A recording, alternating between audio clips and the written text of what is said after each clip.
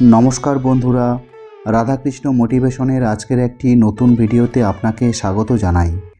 আজ 30শে শ্রাবণ 2025 শনিবার। আজকের দিনেই সম্পন্ন হচ্ছে ভগবান শ্রীকৃষ্ণের জন্ম মহোৎসব অর্থাৎ জন্মাষ্টমী। ভগবান শ্রীকৃষ্ণের অসংখ্য নাম রয়েছে।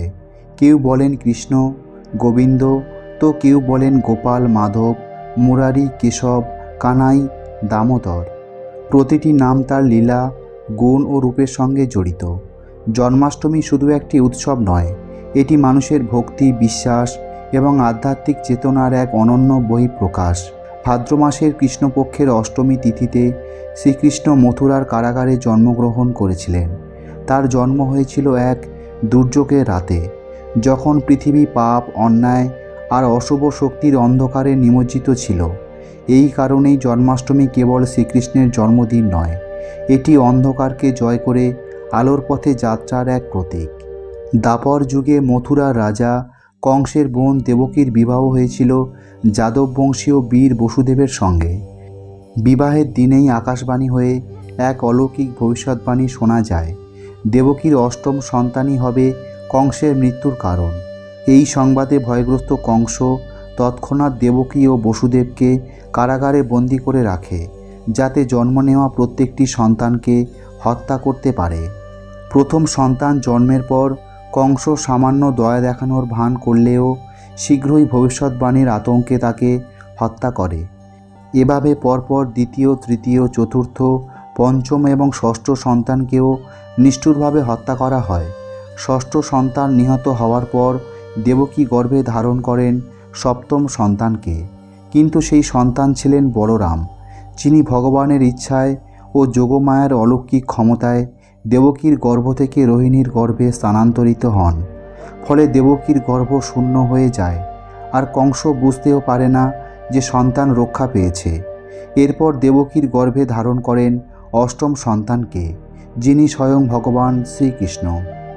কংসের কারাগারে অষ্টম সন্তান শ্রীকৃষ্ণ জন্ম নিলেন মধ্যরাতে, ঘন অন্ধকারে, কিন্তু সেই রাত ছিল অলৌকিক আলোয় ভরা। জন্মের মুহূর্তে কারাগারের সব শিকল খুলে গেল।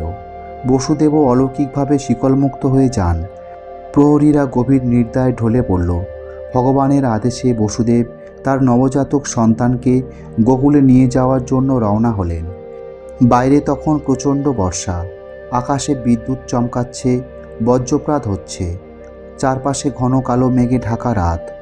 যমুনা নদী ছিল উত্তাল, স্রোত ছিল ভয়ঙ্কর, কিন্তু বসুদেবের পদযুগল যেন স্বয়ং প্রকৃতি পথ করে দিল। তবুও বৃষ্টির দাপটে নবজাতক কৃষ্ণ ভিজে যাচ্ছিলেন। সেই সময় বাসুকী নাগ, শ্রীকৃষ্ণের প্রভু রূপ চেনা অনন্ত সজ্জা ধারণকারী শ্রী নাগ, তার বিশাল ফণার ছায়া বিস্তার করে ছাতার মতো বসুদেব ও কৃষ্ণকে রক্ষা করলেন। ফণার নিচে এক ফোঁটাও বৃষ্টি পড়তে পারল না। নদীর মাঝখানেও যেন এক নিরাপদ আশ্রয় তৈরি হলো। এই দৃশ্য ভক্তদের কাছে আজও ভগবানের করুণার প্রতীক। এখানে বাসুকী নাগ শুধু এক সাপ নন, তিনি ভক্তি, সুরক্ষা ও সেবার মূর্তি। বসুদেবের সেই বিপদসংকুল যাত্রা সফল হয়েছিল ভগবানের ইচ্ছা ও বাসুকীর ছায়াতলে। অবশেষে যমুনা পার হয়ে তিনি গোকুলে পৌঁছে যান। এরপর তিনি গোকুলে তার বন্ধু নন্দ মহারাজের বাড়িতে কৃষ্ণকে রেখে আসেন এবং তার সদ্যজাত কন্যা যোগমায়াকে নিয়ে ফিরে আসেন। কংস সেই কন্যাকে হত্যা করতে উদ্যত হলে যোগমায়া তাকে সতর্ক করে দিয়ে বলেন, তোমাকে বধ করার জন্য যে জন্ম নিয়েছে সে অন্য কোথাও বড় হচ্ছে। এই অলৌকিক ঘটনাগুলি আমাদের মনে করিয়ে দেয় যে যখন ঈশ্বর কিছু করার ইচ্ছা করেন, তখন কোনো বাধাই তার পথে বাধা হতে পারে না। এইভাবেই ষষ্ঠ সন্তান হত্যার পরে অষ্টম সন্তান হয়ে পৃথিবীতে অবতীর্ণ হন শ্রীকৃষ্ণ, যিনি পরবর্তীতে অত্যাচারী কংসের বিনাশ ঘটান এবং ধর্ম প্রতিষ্ঠা করেন। বন্ধুরা, জন্মাষ্টমী পালনের প্রধান কারণ হল ভগবান শ্রীকৃষ্ণের জন্মলীলাকে স্মরণ করা। সনাতন ধর্ম বিশ্বাস অনুযায়ী প্রায় 5000 বছর আগে মথুরার কারাগারে এই দিনে তার জন্ম হয়েছিল। সে সময় পৃথিবীতে পাপ, অন্যায় ও অধর্মের প্রভাব বেড়ে গিয়েছিল। কংসের মতো অত্যাচারী শাসকের দৌরাত্ম্যে সাধারণ মানুষের জীবন দুর্বিষহ হয়ে উঠেছিল। তখন ধর্মকে রক্ষা করতে এবং পাপীদের বিনাশ করতে ভগবান বিষ্ণু স্বয়ং শ্রীকৃষ্ণ রূপে পৃথিবীতে আসেন। জন্মাষ্টমী পালনের মাধ্যমে ভক্তরা কেবল শ্রীকৃষ্ণের জন্মকে স্মরণ করেন না, বরং তার জীবন থেকে পাওয়া শিক্ষা ও দর্শনকে উপলব্ধি করার চেষ্টা করেন। ভগবান শ্রীকৃষ্ণ আমাদের শিখিয়েছেন যে যখনই পৃথিবীতে ধর্ম ও ন্যায়ের সংকট দেখা দেয়, তখনই ঈশ্বর কোনো না কোনো রূপে আবির্ভূত হন। জন্মাষ্টমী পালনের একটি গভীর আধ্যাত্মিক তাৎপর্য আছে।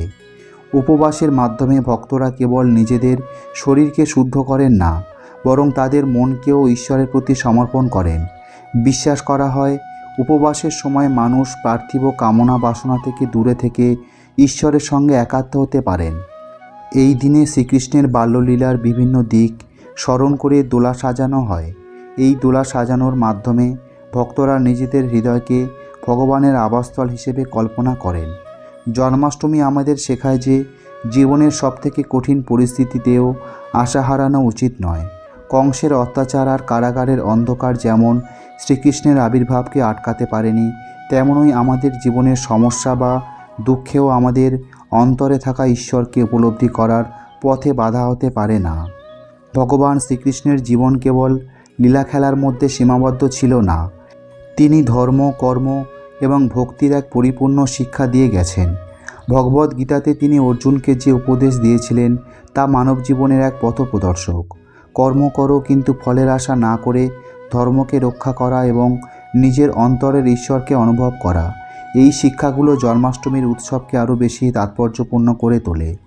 জন্মাষ্টমী তাই কেবল একটি জন্মদিনের উৎসব নয়, এটি সেই বিশ্বাসের উৎসব যা আমাদের শেখায় যে সত্য এবং ন্যায় সবসময়ই জয়ী হয়। শ্রীকৃষ্ণের আগমন ছিল পৃথিবীতে ধর্মকে পুনঃপ্রতিষ্ঠিত করার এক বার্তা, যা আজও আমাদের জীবনে প্রেরণা যোগায়। তার জন্মলীলা স্মরণ করে আমরা যেন আমাদের হৃদয়ের অন্ধকারকে দূর করে জ্ঞানের আলো জ্বালাতে পারি। আজকের ভিডিওটি এখানেই শেষ করলাম। প্রিয় শ্রোতা বন্ধুরা, যদি আজকের এই ভিডিওটি দেখে আপনি সমৃদ্ধ হন, তাহলে অবশ্যই একটি লাইক করার অনুরোধ করব। আর তার সাথে যদি আপনি আমাদের এই চ্যানেলের নতুন শ্রোতা হয়ে থাকেন, তাহলে অবশ্যই চ্যানেলটিকে সাবস্ক্রাইব করে রাখুন। সবাই ভালো থাকুন, সুস্থ থাকুন। মঙ্গলময় শ্রীকৃষ্ণের কৃপায় আপনার জীবন আরও সুন্দর ও সার্থক হয়ে উঠুক। রাধে রাধে, জয় শ্রীকৃষ্ণ।